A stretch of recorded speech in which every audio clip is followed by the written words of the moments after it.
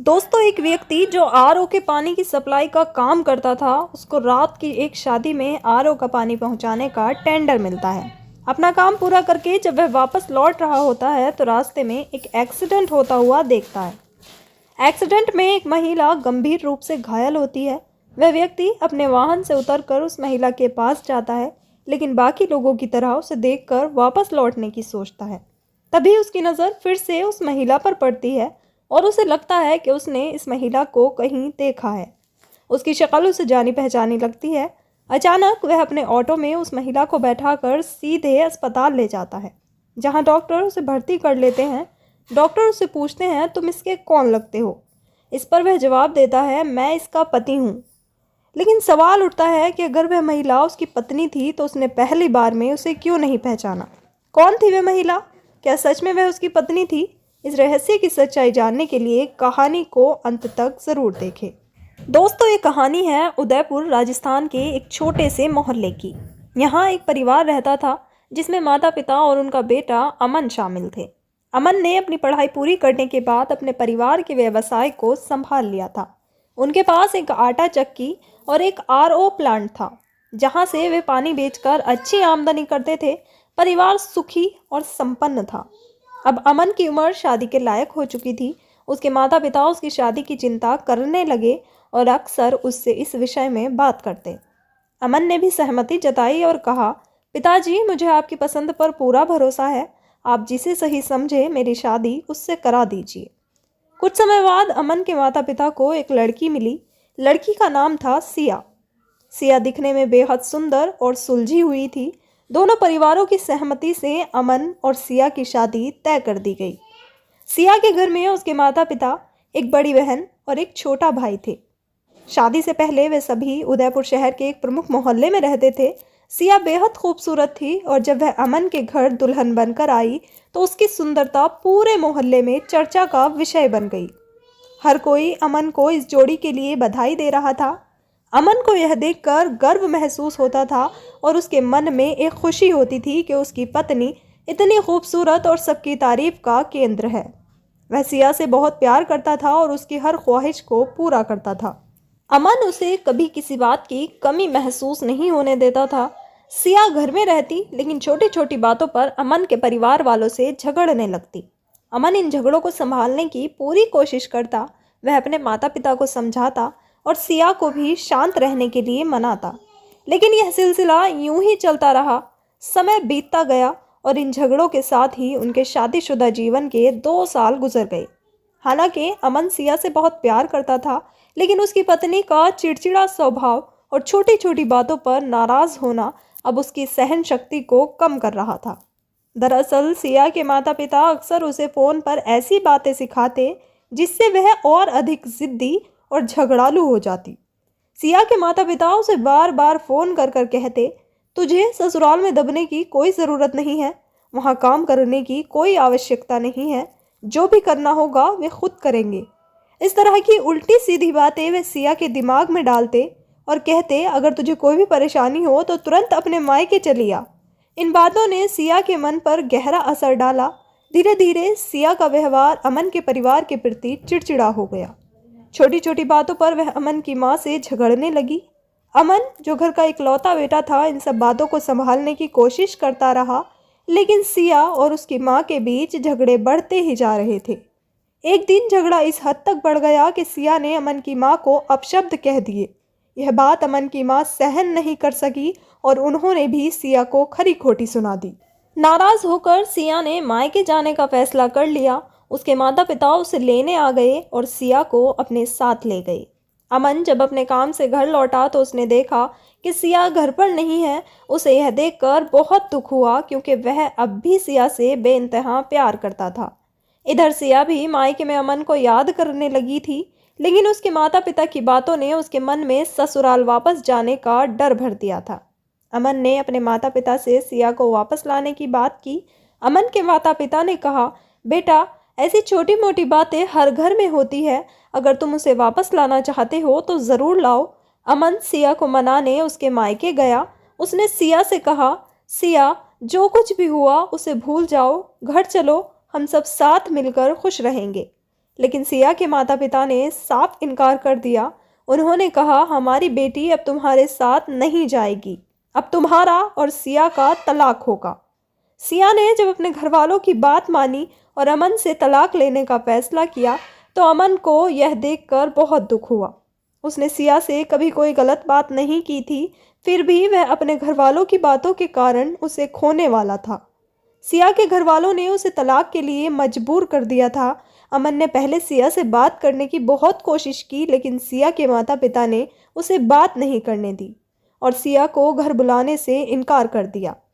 सिया कमरे के अंदर बैठी सारी बातें सुन रही थी और बार बार उसे लग रहा था कि वह अमन से जाकर बात करे, लेकिन वह ऐसा नहीं कर पाई। अमन को इस स्थिति का बहुत दुख था। वह अपनी पत्नी को कभी भी किसी भी परेशानी में परेशान नहीं होने देता था, लेकिन अब वह सिया से बात करने के लिए परेशान था। वह अपने घर वालों से बार बार कहता रहा, लेकिन सिया के माता पिता ने उसे साफ मना कर दिया। 6 महीने बाद अमन को तलाक का सिग्नल मिल गया।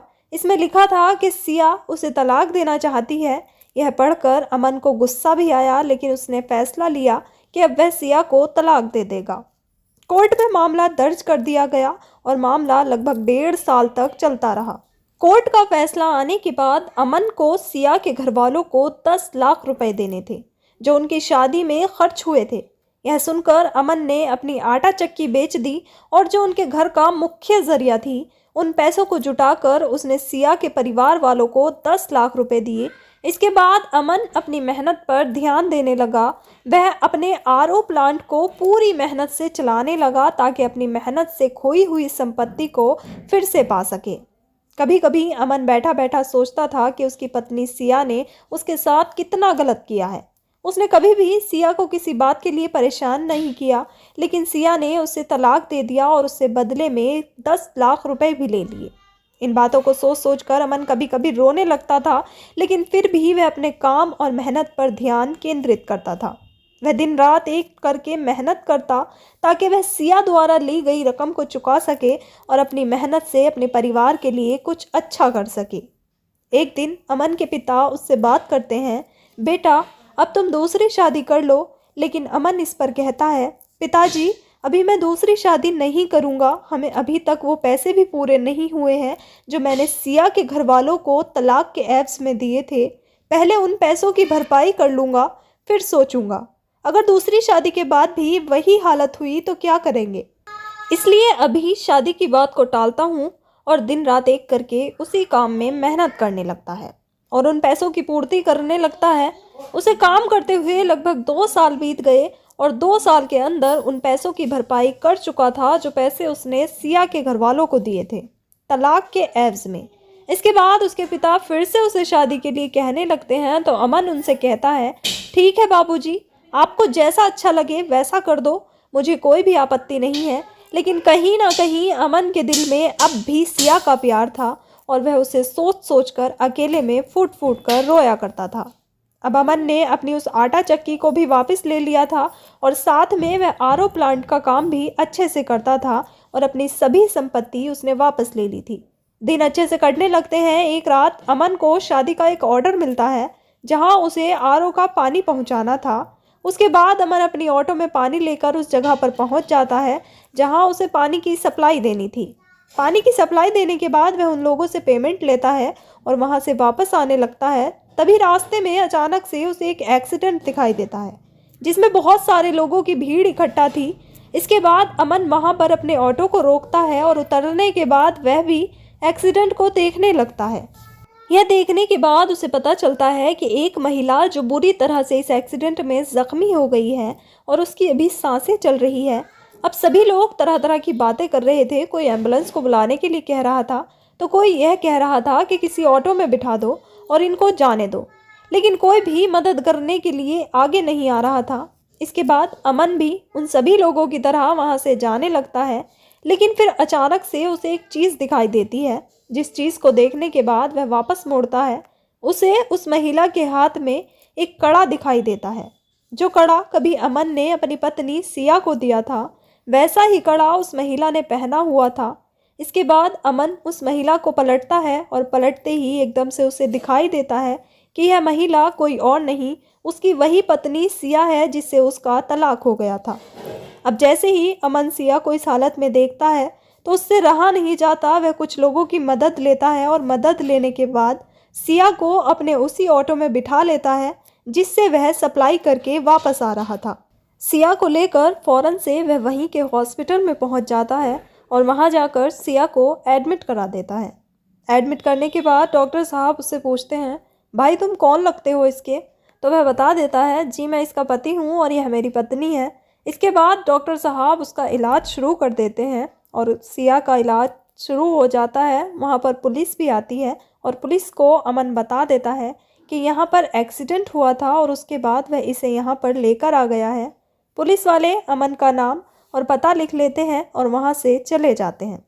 सिया को ऑपरेशन थिएटर में लिया जाता है और वहाँ उसका इलाज चल रहा था।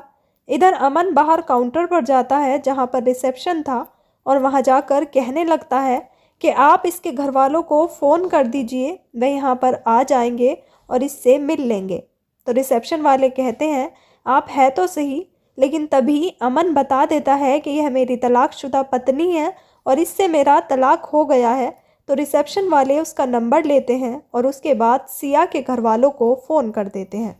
वह सिया के एक्सीडेंट की खबर सुनकर कहते हैं कि हम सुबह आ जाएंगे, तब तक आप इसका अच्छे से ख्याल रखना, सुबह हम आकर आपका बिल चुका देंगे। ऐसा कहकर उन्होंने फ़ोन काट दिया। यह बात जैसे ही अमन सुनता है तो उसे बहुत बुरा लगता है। इसके बाद वह ऑपरेशन थिएटर के बाहर खड़ा हो जाता है, सिया के स्वस्थ होने की कामना करता रहता है। लगभग 2 घंटे बाद ऑपरेशन का थिएटर का दरवाज़ा खुलता है।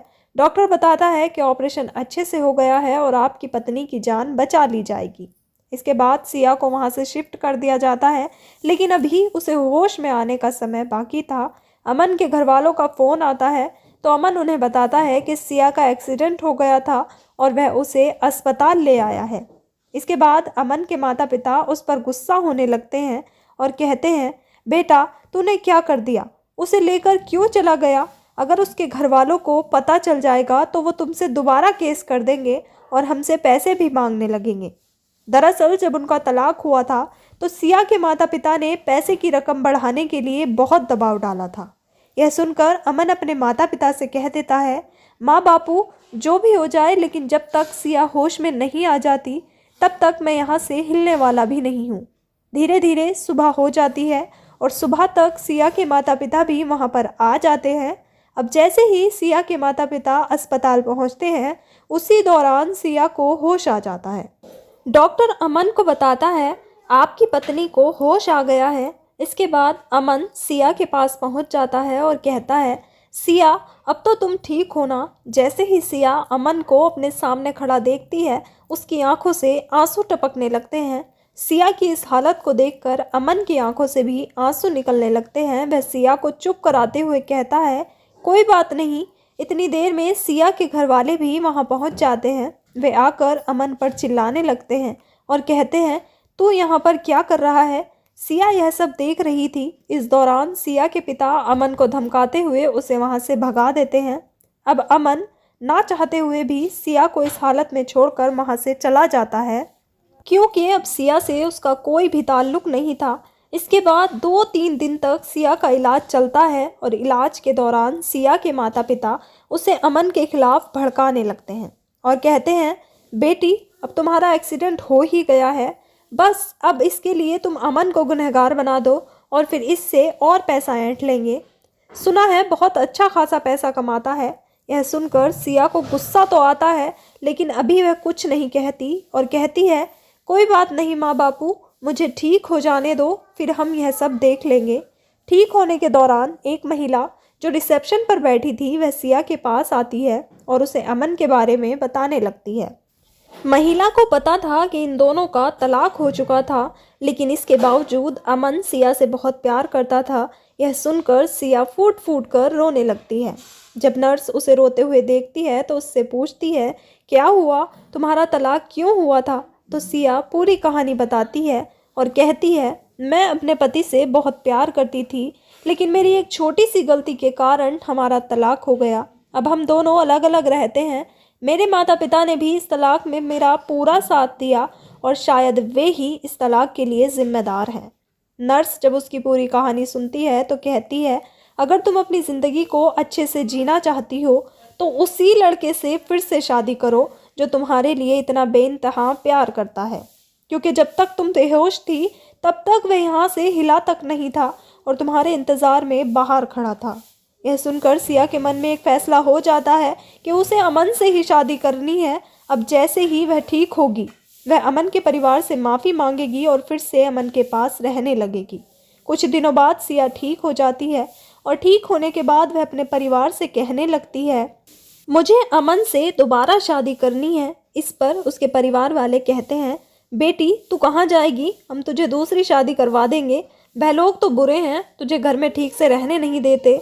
लेकिन इस बार सिया चुप नहीं रहती, वह अपने परिवार वालों से चिल्लाते हुए कहती है, तुम लोगों ने मेरी ज़िंदगी बर्बाद कर दी। मेरा पति मुझसे बहुत प्यार करता था और तुम लोगों ने मेरा उससे तलाक करवा दिया। दरअसल दोस्तों, तलाक के बाद जो सिया थी वह बार बार अमन की उन बातों को सोचा करती थी जब अमन उसकी छोटी सी गलती पर भी उसके लिए बहुत कुछ किया करता था, जो शायद कोई बहुत ज़्यादा प्यार करने वाला भी नहीं कर सकता। इसके बाद सिया अपने फ़ोन को निकालती है और अमन को फ़ोन कर फूट फूट कर रोने लगती है और कहती है, अमन मुझे माफ़ कर दो, मुझसे बहुत बड़ी गलती हो गई और मैं ही तुमसे शादी करना चाहती हूँ। इसके बाद अमन इस बात को सुनकर मानो इस बात के लिए तैयार ही था। वह कहता है, ठीक है सिया, अगर ऐसी बात है तो मैं अभी के अभी तुम्हें लेने आ रहा हूँ, लेकिन आज के बाद तुम घर के अंदर छोटी मोटी लड़ाइयाँ मत किया करना। सिया उससे माफ़ी मांगती है और कहती है, यह सब कुछ मेरे घर वालों की वजह से हुआ था और आइंदा तुम्हें ऐसा कुछ देखने को नहीं मिलेगा। इसके बाद अमन वहाँ से आता है और सिया को लेकर वहाँ से जाने लगता है। जब वह सिया को लेकर जा रहा था तो सिया के माता पिता कुछ कहने की कोशिश करते हैं, लेकिन सिया उन्हें डांट देती है और कह देती है, तुम लोग मेरे बीच में ना ही बोलो तो ही अच्छा है। इसके बाद सिया अमन के साथ चली जाती है और वे दोनों एक मंदिर में जाकर दोबारा से शादी कर लेते हैं। शादी करने के बाद अमन सिया को लेकर दोबारा से उसी घर में पहुंच जाता है। वहां जाने के बाद सिया अपने सास ससुर से भी माफ़ी मांगती है और उन्हें पूरी कहानी के बारे में बताती है। इसके बाद सिया और अमन मिलकर अपने घर वालों से वे पैसे भी वापस ले लेते हैं जो पैसे तलाक के बदले में अमन ने सिया के घर वालों को दिए थे और सिया के घर वालों ने उन्हें अपने काम में लगा दिया था। सिया के पिता को उन पैसों को इधर उधर से करना पड़ता है और सिया को देना पड़ता है, वरना सिया उन्हें कोर्ट केस करने की धमकी दे रही थी। इसी धमकी के दौरान उसके माता पिता उसे पैसे वापस लौटा देते हैं। अब सिया अपने सास ससुर के साथ अच्छे से रहती है और घर के अंदर कोई भी कलह का माहौल नहीं बनाती। अमन और सिया अच्छे से ज़िंदगी जीते हैं और सिया कभी भी अपने मायके वालों से बात नहीं करती, यहाँ तक कि उसने अपने माता पिता से बात करना भी बिल्कुल बंद कर दिया था। तो दोस्तों, यह थी एक छोटी सी कहानी जहाँ दो पति पत्नी एक दूसरे से बहुत ज़्यादा प्यार करते थे, लेकिन एक छोटी सी गलतफहमी की वजह से उनके कई साल बर्बाद हो गए और वे दोनों एक दूसरे से अलग रहे। आपका क्या विचार है सिया के बारे में और अमन के बारे में? आपकी क्या राय है? अपनी सोच और विचार कमेंट सेक्शन में ज़रूर साझा करें और वीडियो को दूसरों के साथ शेयर करें। अगर वीडियो आपको पसंद आया हो तो इसे लाइक करें और हमारे चैनल को सब्सक्राइब ज़रूर कर लें ताकि हम आपको और भी बेहतरीन वीडियो दे सकें। इस कहानियों का उद्देश्य किसी को भी परेशान करना नहीं है। यह कहानी आपको इसलिए सुनाई जाती है ताकि आप इससे कुछ सीख सकें और अपनी ज़िंदगी में उन सीखों को लागू कर सकें। मिलते हैं अगले वीडियो में एक नए टॉपिक के साथ। तब तक के लिए जय हिंद, जय भारत, जय हिंदुस्तान। धन्यवाद।